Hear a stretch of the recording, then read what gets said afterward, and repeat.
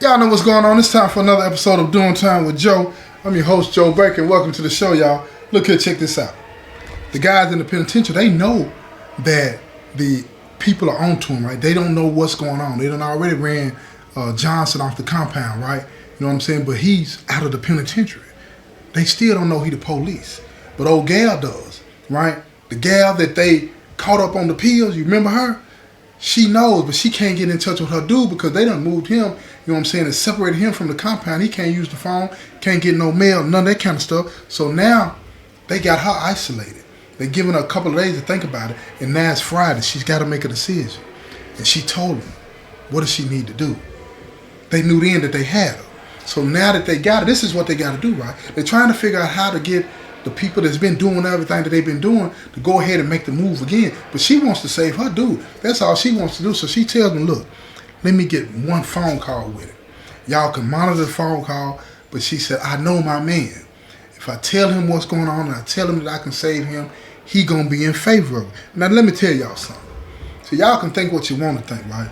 But a lot of people in here, man, if they can find, like I said before, always looking for the angle, always looking for the advantage. And sometimes that advantage is maneuvering yourself so you can get favor with the police and get up out of here. Whether you gang member, drug dealer, all that old kind of stuff. I done seen it. I'm trying to tell y'all now. Everybody talking about the game and wanting to be in it and all this and that. No, it ain't what you think. But here we go. Let's get back to the story, okay? So she begs them and convinces them that she needs to be able to talk to him one time. She really wants to go visit, but they said, no, we ain't going to let you do that because they can't monitor that conversation. And they don't want her to blow the whole investigation. So they give her that call. They get with the warden. The warden allows him to have a call. You feel me? So they get him on the phone. And she tells him, baby, I need you to listen to everything I'm saying and don't say nothing until you hear me out. And he's like, what's going on? Why can't I talk to you? What's going on with these people? Why they keeping me off the phone? And she tells him, I've been arrested. He said, you've been arrested for what? She said, not really arrested, but they got me in custody. They trying to get me to help them do something. And he says, help them do what? And she tells him, look, you know how we've been making the move and all this and that? And he was like, which part? And she says, you know what I'm talking about, the drone. Now his heart started beating a mile a minute. You feel what I'm saying? Because he's thinking, man, what has she done? Because it's a bigger issue than what she might realize and what the police might realize. When you on this other side of it, you got to think about all the different dynamics that come into play when you playing the criminal role. You don't want people to start looking at you cross-eyed. You don't want people to start to treat you like you the enemy. You don't want people to start treating you like you the police. Because there are consequences for that. I don't care what none of them folks on the other side talking about. We can protect you and all this and all that. Yeah, you might be able to protect me physically, but mentally is what's going to happen. The breakdown.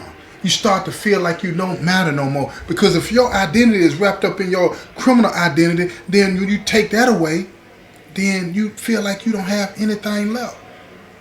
And you don't really have time to deprogram and reprogram when you're in a situation like this, because everything is moving real fast.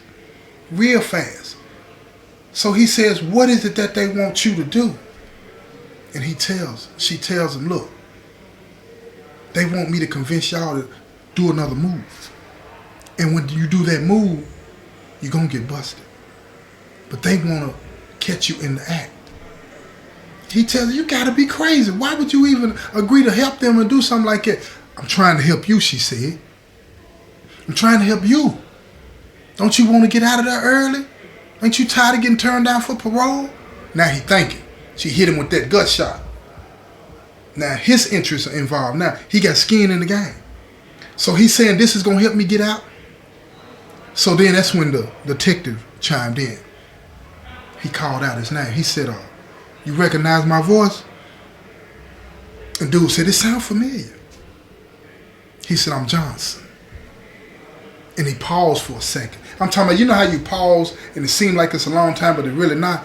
That's what that was. He said, you the... Yeah, I am. Yes, I am. He said, man, I knew it. He said, look, we ain't got time for that. He said, you got a choice to make. You help your girl and help yourself.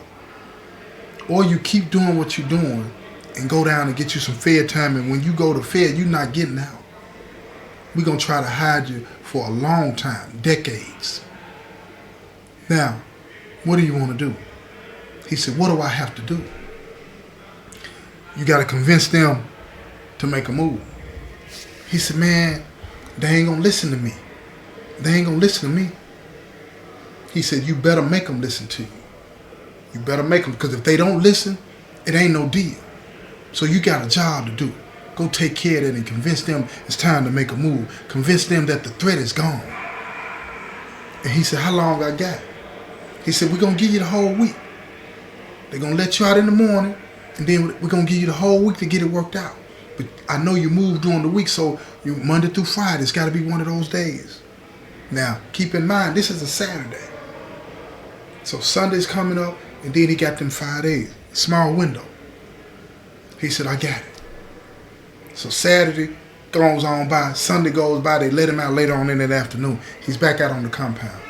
He's trying to talk to the guys and see what's going on. They want to know why he was locked up.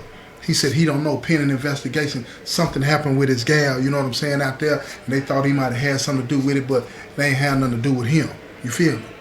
So he's like, look, I need to still get my money though. And they looking at him like it's not a good time. It's not a good time. But he was like, well, when is it going to be a good time? Ain't no threats. We ain't got nobody to worry about. I'm just trying to get it. And because of the relationship that they all had, they felt comfortable listening to him say that. They didn't get suspicious about it or nothing. You know what I'm saying? When you've been doing time with people for a while, you know what I'm saying, even in the midst of turmoil and doubt about what's going on, even when your instincts, your alarms is shooting off, somebody that's been around you for a while can say something to you and it'll calm you all the way down, and you'll deny and ignore all the warning signs.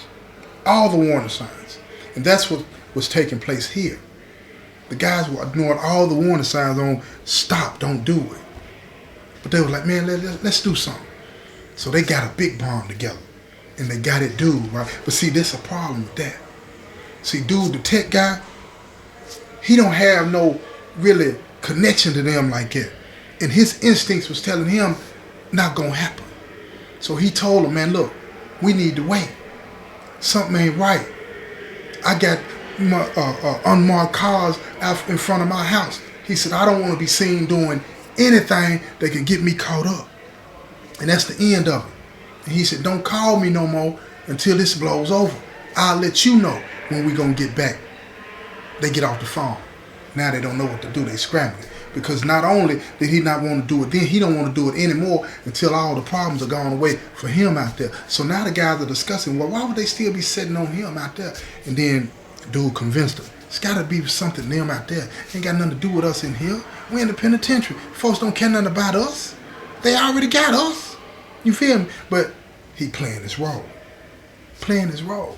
See, when it comes to the criminal mindset, it's easy to convince people in the penitentiary of something that they really should be aware of, because you're in a bubble. You're in a bubble. And most people don't think beyond that bubble. It's like a goldfish. Put them in the small thing, swim around and stay small. Put them in the bigger thing, swim around and get a little bit bigger. They keep you limited in here. And the limited space and the limited access to the world limits the way you're going to see things. Very much so. So now, he talked to his gal. Now, every time that he talked to his gal, he's already under, he knows that these phone calls are being monitored. They're listening. And the lieutenant female is at the house with his girl at all times. So they're listening to the call. And he tells me, he said, look, the dude don't want to do it. I got everybody in here want to do it, but the one on the street don't want to do it. So the lieutenant said, okay, we'll do it. And he starts laughing. He said, how do you know? You know how to fly drones? They got people at the police department that know how to do all that stuff. They know how to do all that stuff. So they get together. But keep in mind, check this out. They don't know